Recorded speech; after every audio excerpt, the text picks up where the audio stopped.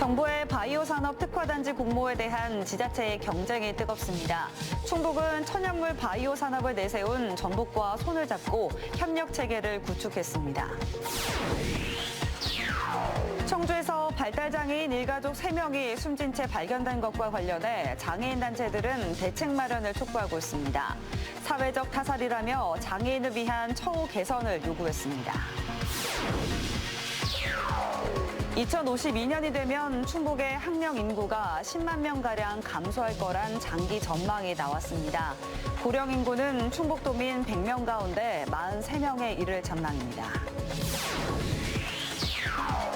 충주시 대표 축제 다이브 페스티벌이 나흘간의 일정으로 막을 올렸습니다. 올해는 수상 관광 축제가 아닌 도심 속 공연 중심 축제로 변화를 시도했습니다. 여러분 안녕하십니까. CJB 8시 뉴스 시작합니다. 바이오 산업이 미래의 성장 동력으로 떠오르면서 정부의 바이오 산업 특화단지 공모에 대한 지자체들의 경쟁이 뜨겁습니다. 이런 가운데 이미 첨단 재생 바이오 혁신 특구 등으로 지정된 충북이 천연물 바이오 산업을 내세운 전북과 손을 잡고 협력 체계를 구축했습니다. 경쟁도 중요하지만 공조를 통한 경쟁력을 갖추겠다는 취지입니다. 이태영 기자입니다. 식약처와 질병관리청을 비롯한 6대 보건의료 국제기관과 국가생명과학단지가 위치한 청주 오송, 이를 포함해 260여 개의 기업과 연구기관 등이 집중된 만큼 충청북도는 바이오 분야의 국가 첨단전략산업 특화단지를 추진하고 있습니다. 특히 지난해 오송 지역이 첨단 재생바이오 글로벌 혁신 특구로 지정된 만큼 연계 효과도 기대해 볼 수 있습니다. 특구 내에서 자가 줄기세포 시술 등의 행위가 가능해진다고 하면 그 이전 단계인 치료제 개발이나 제품 생산 등의 과정은 첨단산업 특화단지를 통해 이룰 수 있다는 게 그 효과입니다.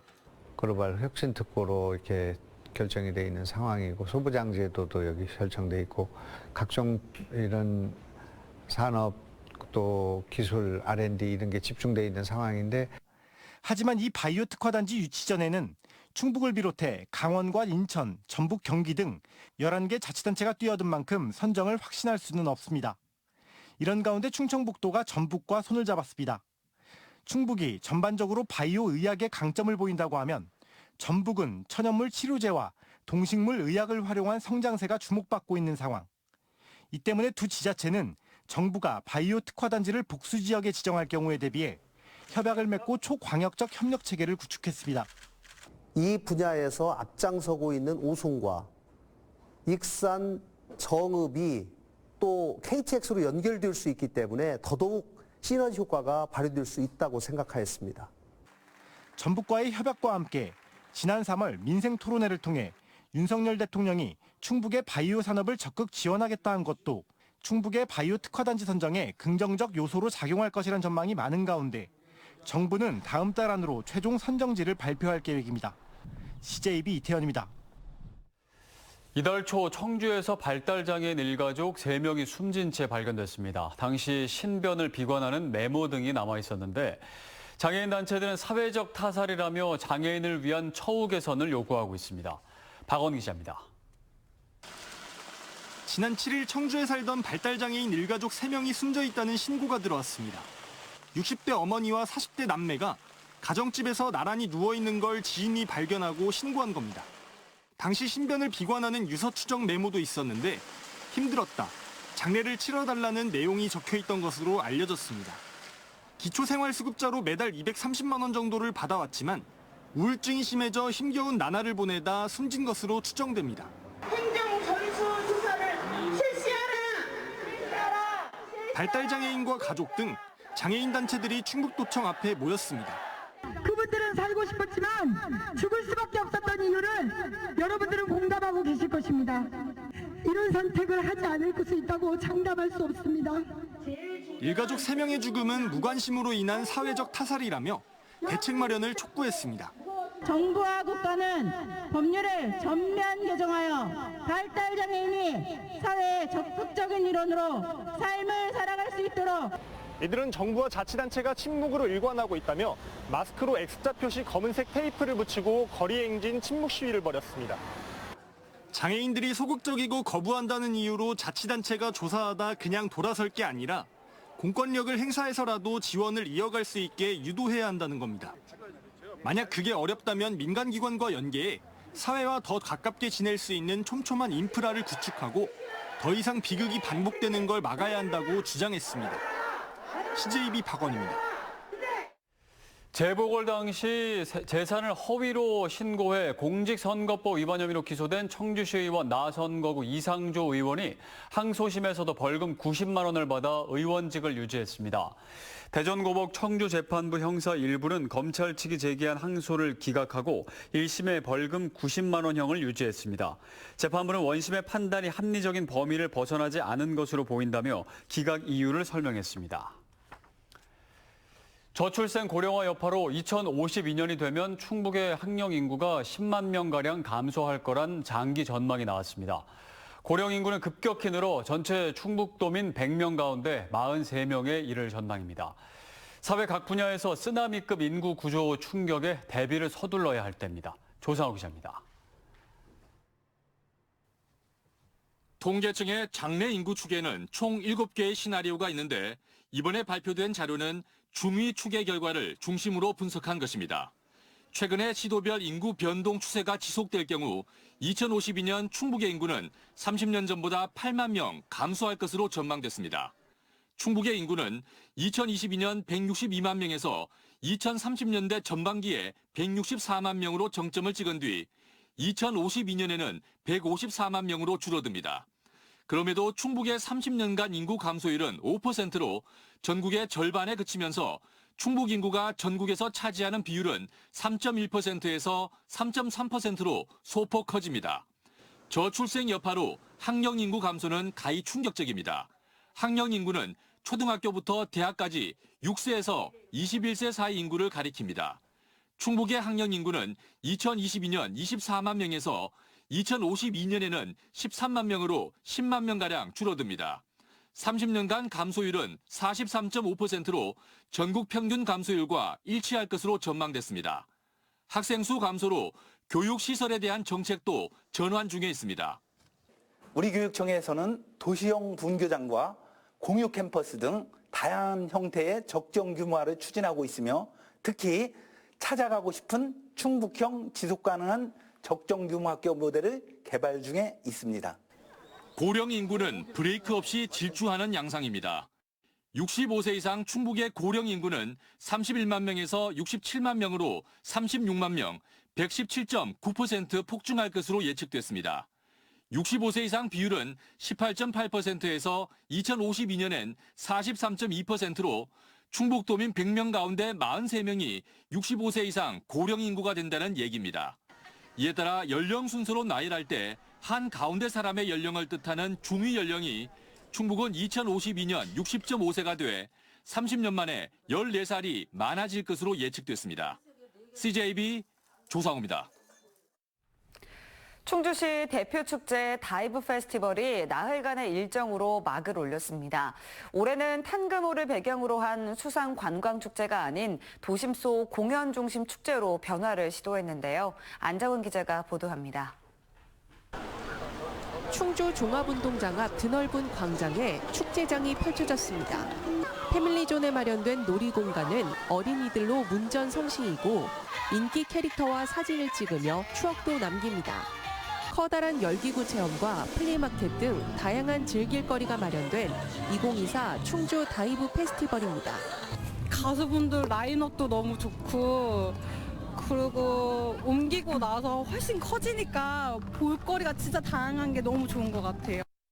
충주 호사랑 호수 축제부터 20여 년간 매년 탄금호 일원에서 개최하던 행사가 올해 도심 한가운데로 이동한 건 교통과 고질적인 주차난 때문입니다.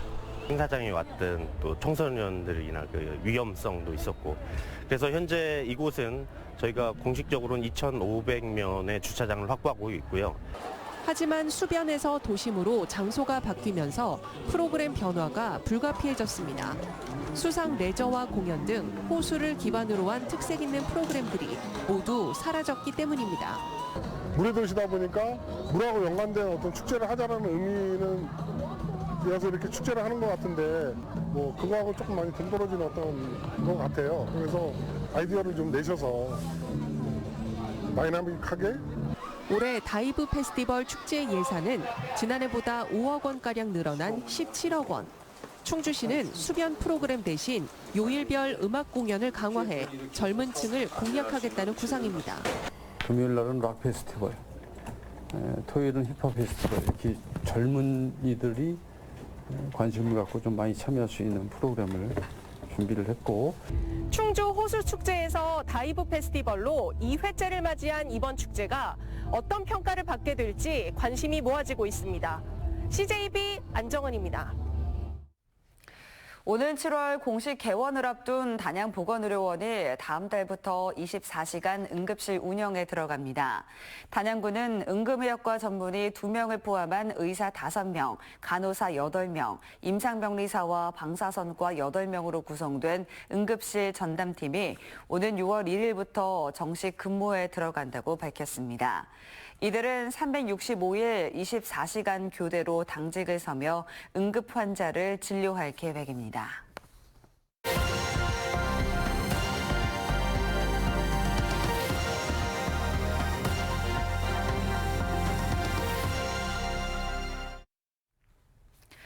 이른 더위에 동해안 자치단체가 해수욕장 개장을 처음으로 6월로 앞당기기로 했습니다.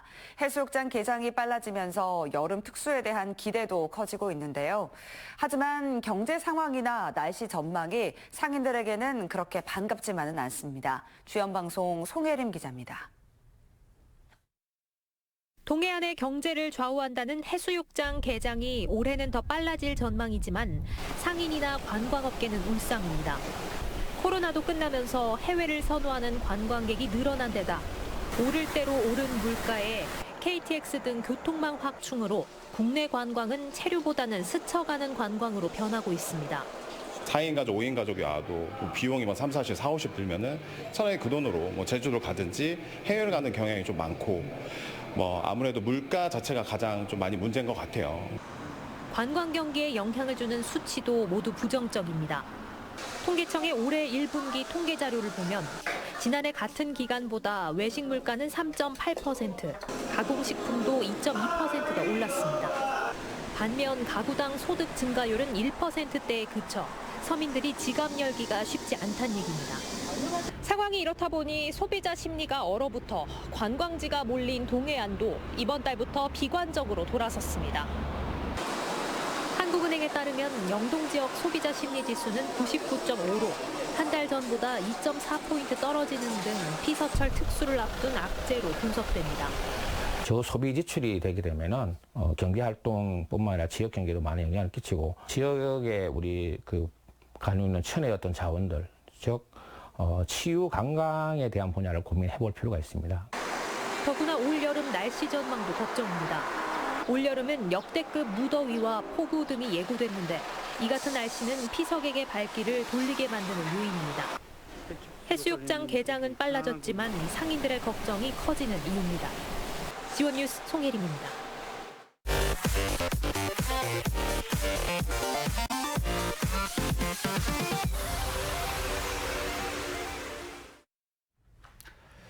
지난달 29일 진천군 덕산읍에서 음주운전으로 상가 돌진 사고를 낸 뒤 운전자 바꿔치기를 해 음주운전과 범인 도피 등의 혐의를 받고 있는 20대 남성이 구속됐습니다. 청주지방법원은 오늘 오후 2시부터 20대 남성과 여성에 대한 영장실질 심사를 진행해 남성은 증거인멸과 도주의 우려가 있다며 구속영장을 발부했고 여성은 기각했습니다. 경찰은 수사에 혼란을 줬고 피해자와 합의 못한 점, 최근 음주사고 관련 사회적 분위기를 고려했다며 영장 신청 배경을 설명했습니다. 과수화상병의 위기 단계가 오늘 주위에서 경계로 상향된 가운데 충북도 내에서도 과수화상병이 급속한 확산세를 보이고 있습니다. 어제 충주시 안림동 3곳과 음성군 음성읍, 금왕읍 등 과수원 5곳에서 신고된 과수화상병이 추가로 확진 판정을 받았습니다. 이로써 도내 과수화상병은 5개 시군 42건으로 늘었고 피해 규모도 18헥타르로 넘어섰습니다. 지역별로는 충주가 27건으로 가장 많고 음성 6건, 제천 5건, 단양 3건, 괴산 1건 등입니다.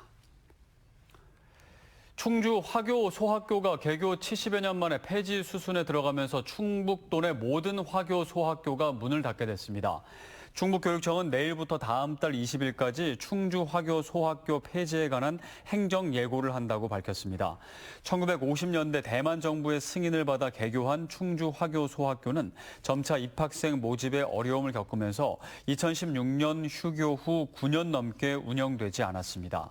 앞서 2019년 청주 화교 소학교가 신입생을 받지 못해 폐교했고 제천 화교 소학교도 2022년 문을 닫았습니다. 충청북도가 한국마이스협회, 충북문화재단과 함께 마이스 산업 활성화 업무 협약을 체결했습니다. 마이스는 국제회의나 전시, 박람회 등을 통한 대규모 관광객 유치를 뜻하는 것으로 충청북도는 내년도 하반기 도내 최초의 전문회의 시설인 청주 오스코 개장에 앞서 문화재단의 전담팀을 구성하는 등 기반 조성에 나서고 있습니다. 지난 2월 급경사지 붕괴로 통행이 제한됐던 충주시 산청면 군도가 내일부터 부분 개통됩니다. 충주시는 산청면 명설이 일원 군도 26호선 응급복구 공사를 마치고 1차로를 부분 개통해 통행을 재개한다고 밝혔습니다. 청주 사천 근린공원 조성 사업이 완료됐습니다.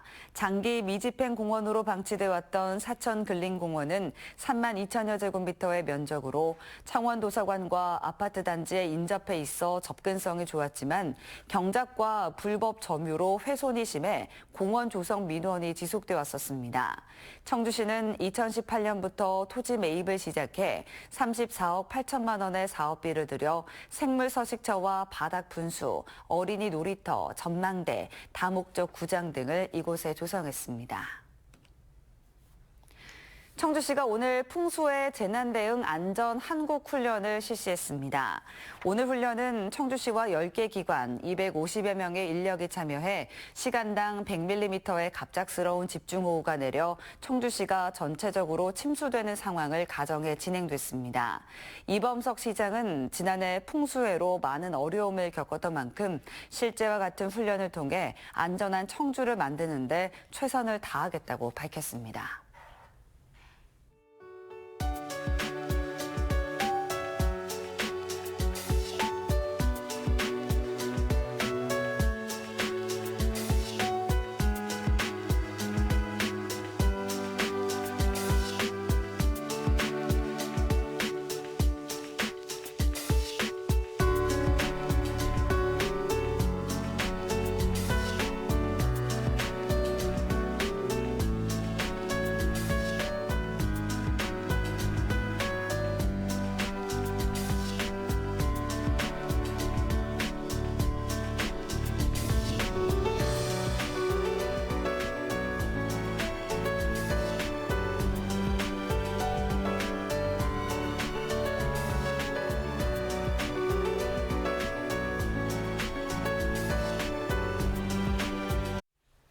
이상으로 CJB 8시 뉴스를 모두 마칩니다. 시청해주신 여러분 고맙습니다.